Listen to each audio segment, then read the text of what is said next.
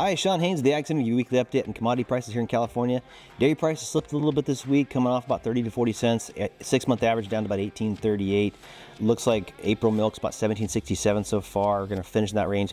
18.29 for May, 18.92 for June, 19.30 for July, and 19.50 for August.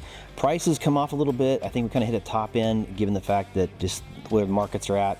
We're making product about as fast as we can ship it up export-wise, which is taking up all this extra volume everybody's worried about with the extra flow we've been getting from the cattle, both from the increased herd size and increased milk per cow.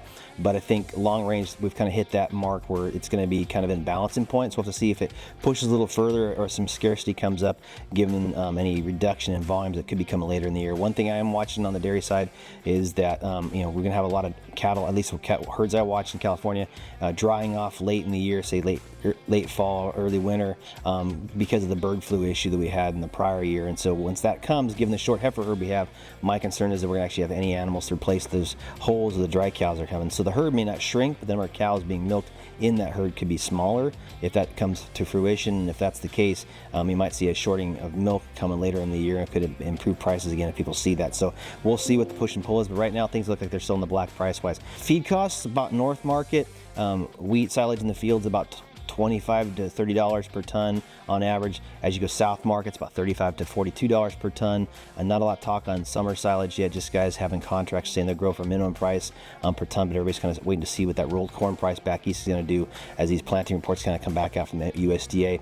Hay price moved up a little bit, especially on test hay. In top hay price in the south market about $300, about $290 per ton on really good test alfalfa in the north market. A lot of rain issues, a lot of hard times trying to get hay put up, drought back east, which is affecting test as well in the hay, as far as Nevada hay, things like that go. So that's been kind of pushing and pulling the alfalfa around. A lot of guys not keeping a lot of inventory on hand, so those are going back and forth, but seeing a little more pressure on the high-end hay prices than we'd seen in prior years. Not much change in the hull side, still in the same $95 to $115 range, back and forth. A lot of guys kind of holding off buying that as they wait to see the silage being bunked up. A lot of guys sitting in high inventories.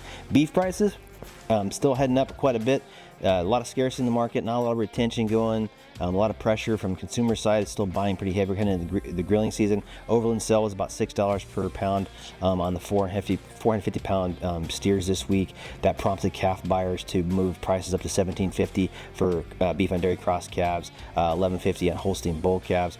Cull cows also at a responding increase from about 162 to about 185 on the range for those animals.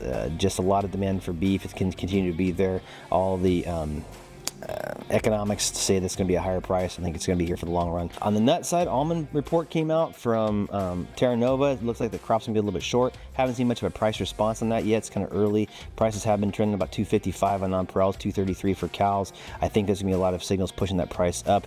We'll have to see if that comes to fruition. And a lot of talk right now on the pistachios side, given that weather came in right at the wrong time. A lot of nut fall. A lot of guys talking about a sub-billion pound crop. If that comes out, then you can see prices spike up, which we're already starting to see a little bit in that market. We'll get some prices next week on that side to see where they're at. But that's kind of what I got this week on commodity markets. Thanks.